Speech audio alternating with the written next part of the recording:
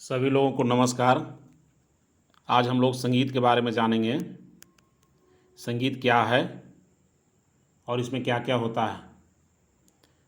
संगीत भी एक भाषा है, जैसे हिंदी एक भाषा है, इंग्लिश एक भाषा है, उसी प्रकार संगीत भी एक भाषा है। और इसमें भी सीखने की प्रक्रिया वही वही है जो एक भाषा सीखने की होती है। एक भाषा सीखने के लिए समय लगता है। एक नई भाषा सीखने में वर्षों समय लगता है। उसी प्रकार संगीत भी सीखने में समय लगता है, इसमें भी इसको भी सीखने में वर्षों लगता है। तो पूरा जो इसकी प्रक्रिया है वह भाषा सीखने के ही समान है। हम लोग जानते हैं हिंदी में वर्णों की संख्या होती है 56, जिसमें स्वर होता है 11 और व्यंजन होता है 41 और संयुक्त व्यंजन होता है 4। तो इन 56 वर्ण से ही सभी शब्द बनते हैं और सभी वाक्य बनते हैं हिंदी के। उसी प्रकार अंग्रेजी में कुल लेटर होते हैं 26, जिसमें वॉवेल होते हैं 5। तो इन्हीं 26 लेटर से अनंत शब्द बनाया जा सकता है और अनंत वाक्य बनाया जा सकता है। उसी प्रकार संगीत में वर्ण होते हैं 7। कुल शुद्ध वर्णों की संख्या होती है 7, जिसे हम लोग देख सकते हैं संगीत में, जिसको स्वर भी कहते हैं, वर्ण को स्वर भी कहते हैं। वर्ण की संख्या कुल है 7। जैसे भाषाओं में होता है एक बोल क ख ग घ, और उसको लिखने के लिए होता है एक लिपि, जैसे हिंदी को देवनागरी लिपि में लिखते हैं। उसी प्रकार संगीत में भी लिखने के होता है लिपि और बोल होता है सा रे ग म प ध नि। तो इसको हम लोग इस तरह लिखते हैं सा रे ग म प ध नि। ये हुआ कुल 7 स्वर, शुद्ध 7 स्वर। उसके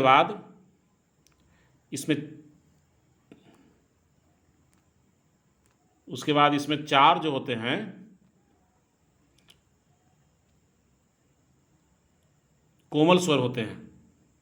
4 कोमल स्वर होते हैं और एक तीव्र स्वर होता है। तो इन कोमल और तीव्र स्वर को विकृत स्वर भी कहा जाता है। विकृत मतलब अपना मूल से रूप से अलग हो गया, विकृत हो गया। मूल रूप से जिसका अस्तित्व अलग हो गया उसको हम लोग विकृत कहेंगे। जैसे किसका किसका विकृत होता है, रे का विकृत होगा। 7 स्वर मूल है, इसको शुद्ध स्वर भी कहते हैं सा रे ग म प ध नि। तो इसमें रे का विकृत होता है, ग का विकृत होता है, म का विकृत होता है, ध का विकृत होता है और नी का विकृत होता है। लेकिन सा और प का विकृत नहीं होता है। सा और प संगीत में इसका विकृत नहीं है, हमेशा अपने मूल रूप में ही रहता है। तो कुल मिलाकर के शुद्ध स्वर और विकृत स्वर जिसमें तीव्र और कोमल भी आता है, कुल मिलाकर के 12 स्वर होते हैं संगीत में। अब हम लोग देखते हैं कि इसका सजावट किस प्रकार होता है। जैसे क ख ग घ अंग एक क्रम होता है, उसी प्रकार यहाँ पर भी एक क्रम है। वो क्रम कैसे होता है 12 स्वरों का, तो उसको समझते हैं। सबसे पहले सा होगा, सा के बाद कोमल रे होगा, कोमल रे के बाद रे होगा, रे के बाद कोमल ग के बाद ग, उसके बाद म का कोमल नहीं होता है, म का तीव्र होता है। तीव्र का मतलब हुआ स्वर ऊंचा, स्वर थोड़ा सा ऊंचा रहेगा, उसको आगे समझेंगे ऊंचा कैसे होता है। या आवाज़ पतली, ऐसा समझ सकते हैं। जैसे जैसे हम आगे बढ़ते जाते हैं आवाज़ पतली होती जाती है, और जैसे जैसे पीछे की ओर जाते हैं तो आवाज़ मोटी होती जाती है, उसको नीचा स्वर कह सकते हैं। और जैसे जैसे आगे बढ़ते हैं तो उसका आवाज़ पतली होती जाती है, तो उससे हम लोग ऊंचा स्वर करते हैं। तो म का कोमल नहीं होता है, म का तीव्र होता है। उसके बाद होता है प, फिर उसके बाद कोमल ध, फिर ध, उसके बाद कोमल नी, फिर उसके बाद नी। तो कुल स्वर हो गया कि संख्या हो गई 12। इस प्रकार हम देखें कि कुल स्वरों की संख्या कितना हुई, 12 हुई। एक सप्तक में कुल स्वरों की संख्या 12 होती है। इन 12 स्वरों को हिंदी में सप्तक कहा जाता है और अंग्रेजी में इसे ऑक्टेव कहा जाता है। 12 जो स्वर है, सा रे रे, ग ग, म म, प ध ध, नी नी, तो कुल 12 स्वर है। इसे एक सप्तक कहा जाता है हिंदी में, और अंग्रेजी में इसे एक ऑक्टेव कहा जाता है, जिसमें कोमल हुआ रे ग ध नी, और म तीव्र स्वर हुआ।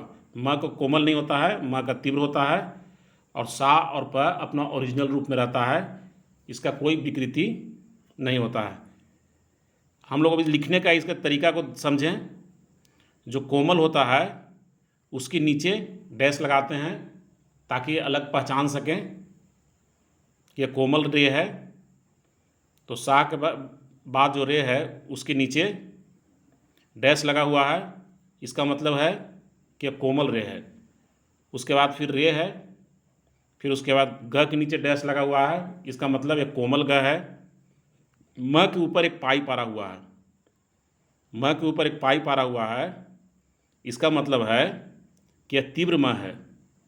फिर उसके बाद प है, फिर उसके बाद ध है, ध के नीचे डैश लगाया हुआ है, इसका मतलब यह कोमल ध है। फिर उसके बाद नी के नीचे डैश लगा हुआ है, इसका मतलब यह कोमल नी है। तो ये लिखने का तरीका है। इस तरह से हम लोग दो स्वरों के अंतर को पहचान पाते हैं। तो अभी तक हम लोग समझे कि शुद्ध स्वर होता है 7, और कोमल और तीव्र मिला करके स्वर की संख्या होती है 12, जिसमें रे ग ध नी इसका कोमल होता है और म का तीव्र होता है। इसको हम लोग अंग्रेजी में भी अपनी सुविधा के लिए लिख सकते हैं। ये अंग्रेजी में लिखने की पद्धति प्रमाणिक नहीं है, लेकिन अपनी सुविधा के अनुसार लिख सकते हैं। जैसे सा रे ग म प ध नी को अंग्रेजी में हम लोग SRGMPDN लिख सकते हैं, लिखने की सुविधा की दृष्टि से। सा रे ग म उसका अंग्रेजी रूप है, सा का S, रे का र, आर है, ग का ग है, तो इसका अंग्रेजी रूप है, तो इसे लिख सकते हैं। लेकिन कोमल को जब लिखना होगा तो हम लोग स्मॉल आर दे देते हैं। जैसे कोमल रे लिखना है तो हम लोग स्मॉल आर दे दिए, कोमल ग लिखना था तो स्मॉल जी दे दिए। फिर उसके बाद तीव्र म लिखना था तो हमारे पास ऑप्शन ज़्यादा था नहीं, तो वहाँ पर स्मॉल दे दिए। ध भी जब कोमल लिखना है तो स्मॉल डी, फिर नी कोमल लिखना है तो स्मॉल एन। तो इस प्रकार हम इसे इंग्लिश में भी लिख सकते हैं अपनी सुविधा के अनुसार। ऊपर में हिंदी में लिखने का तरीका बतलाया हुआ है, नीचे में अंग्रेजी में लिखने का तरीका बताया हुआ है। अपनी सुविधा के अनुसार हम लिख सकते हैं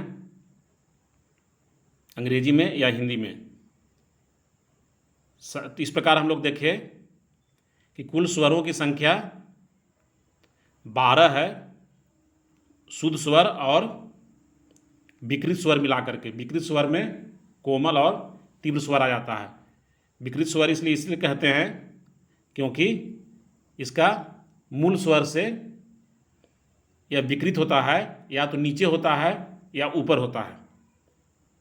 अब हम लोग देखेंगे कि हारमोनियम पर यह किस तरह अरेंज रहता है। ये स्वर हम लोग हारमोनियम देखे होंगे तो उसमें बहुत सा बटन देखते होंगे।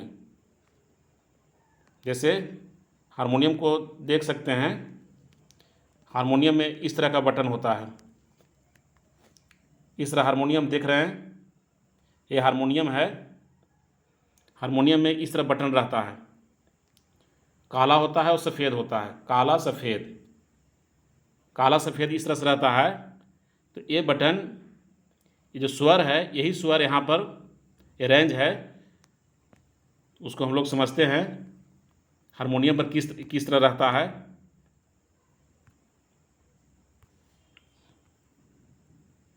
ये हारमोनियम पर इस तरह रहता है। सबसे पहले सा रहेगा, उसके बाद रे रहेगा, फिर रे रहेगा, फिर कोमल ग, म, तीव्र म, प, कोमल ध, उसके बाद कोमल ध के बाद ध होता है और उसके बाद नी होता है। ठीक है, उसको हम लोग इसमें समझेंगे। सबसे पहले क्या हुआ, सबसे पहले सा के बाद रे,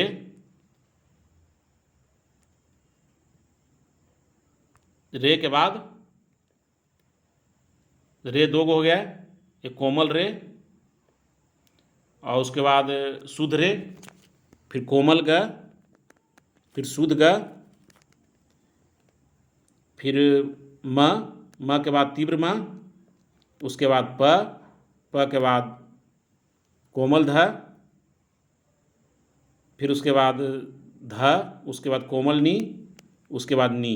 जैसे ऊपर में हम लोग देखे, इसी तरह हारमोनियम पर भी अरेंज रहता है। ऊपर में दिख रहा है सा रे ग म प ध नी।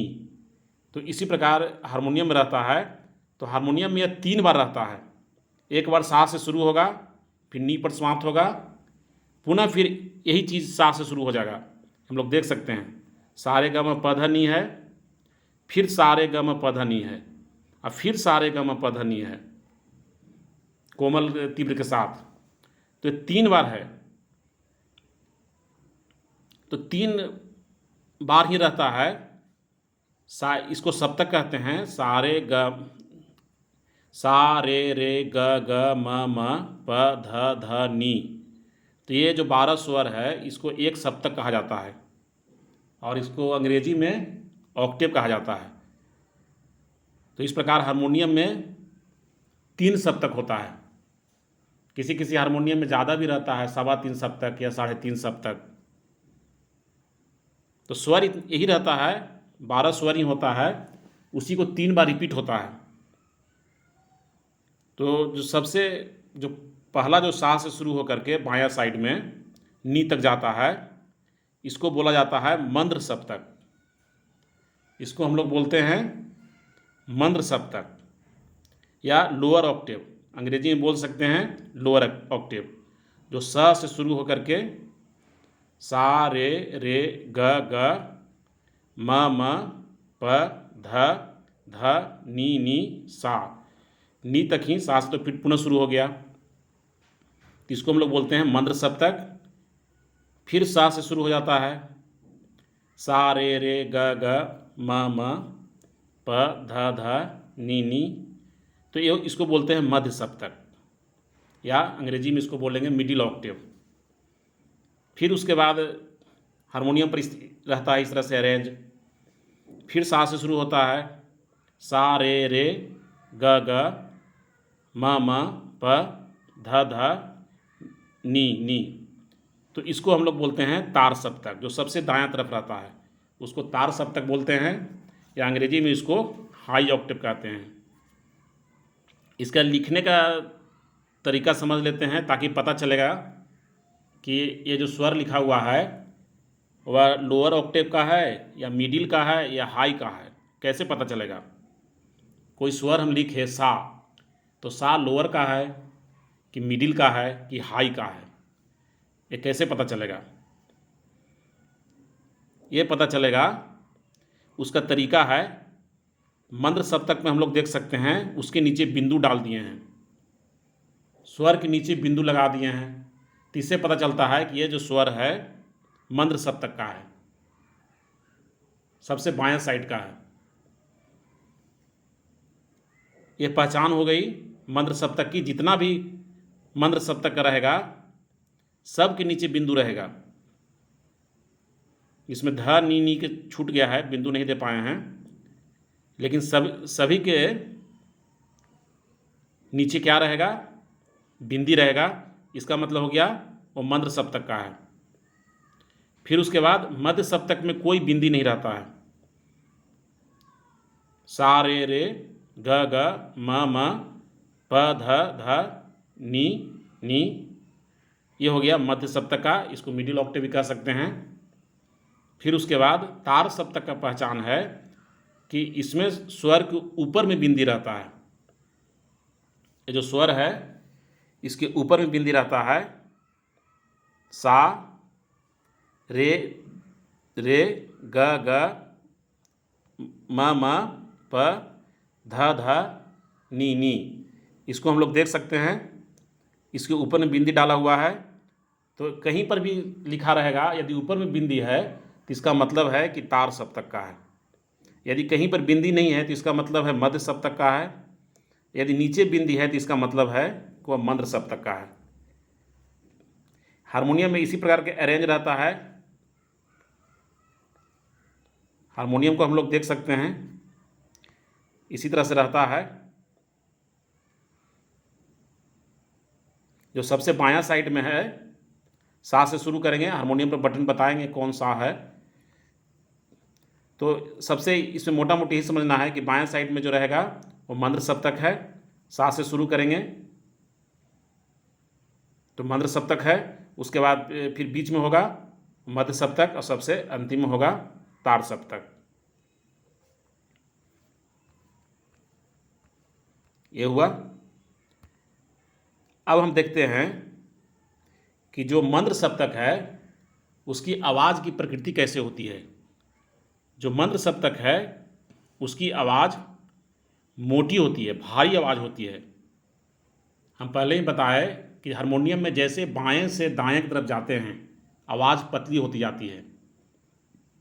बाएं तरफ आवाज़ मोटी रहेगी और दाएं तरफ जितना दाएं जाएंगे उतनी आवाज़ पतली होती जाएगी। तो मंद्र सप्तक की जो आवाज़ होती है वो भारी होती है, इसलिए इसको हृदय से निकलता है। ये नीचे से निकलता है, गला से नीचे से निकलता है, तो इसको हृदय ध्वनि कह सकते हैं। इसको हृदय ध्वनि हर्ट वॉइस कह सकते हैं मंद्र सप्तक को, क्योंकि इसके मंद्र सप्तक की आवाज़ भारी होती है। तो भारी आवाज़ निकालने के लिए पेट से निकालना पड़ता है, नीचे जाना पड़ता है। उसको हम लोग समझ सकते हैं हृदय ध्वनि, हर्ट वॉइस कह सकते हैं। और जो मध्य सप्तक की जो आवाज़ है वो साधारण होती है। जो हम लोग को बोलने चालने की आवाज़ है वह मध्य सप्तक की होती है। तो मध्य सप्तक की आवाज़ न ज़्यादा मोटी होती है और न ज़्यादा पतली होती है। मोटी आवाज़ को नीची आवाज़ भी कहा जाता है और पतली आवाज़ को ऊंची आवाज़ भी कहा जाता है। तो मिडिल ऑक्टेव की जो आवाज़ होती है वह साधारण होती है। इसको हम लोग नेक वॉइस कह सकते हैं, थ्रोट वॉइस कह सकते हैं। तो इसकी जो आवाज़ होती है साधारण होती है, जिस आवाज़ में हम लोग बातचीत करते हैं। तो ये हो गया मध्य सप्तक। फिर उसके बाद और जब आदमी चिल्लाता है तो उसकी आवाज़ पतली होती जाती है। तो पतली जब हो जाती है यानी आवाज़ ऊपर से निकलता है, गला से आवाज़ जो है थोड़ा सा ऊपर चला जाता है, उसको हेड वॉइस कहते हैं। यानी उसकी आवाज़ पतली होती है, इसको ऊंची आवाज़ भी कहते हैं। तो पतली आवाज़ को हम लोग हेड वॉइस भी कहते हैं। और ये तार सप्तक की पहचान है। तार सप्तक की जो आवाज़ होगी वो पतली होगी और इसलिए इसको हेड वॉइस कहते हैं। यानी जो संगीत का जो वाद्य यंत्र है हमारा शरीर ही है। जब हम लोग गाते हैं तो जैसे हारमोनियम का जो स्वर बनाया हुआ है वो सारा तंत्र जो हमारे शरीर के अंदर ही है। यानी हर हृदय से लेकर के गला और गला से सिर, इसी बीच में ये तीनों है स्थित है मंद मंद्र सप्तक, मध्य सप्तक, तार सप्तक। गला हो गया ये मध्य सप्तक, हृदय हो गया मंद्र सप्तक, गला मध्य सप्तक हो गया, और जो सिर है वो हो गया तार सप्तक। इसको हम लोग अगला क्लास में हारमोनियम पर देखेंगे कि कैसे हारमोनियम पर ये स्वर, ये रेंज है, और कौन सा है, कौन रे है, कौन ग है, उन बटनों की पहचान, इसको हम लोग अगला क्लास में करेंगे। तो आज के क्लास के लिए इतना ही। धन्यवाद।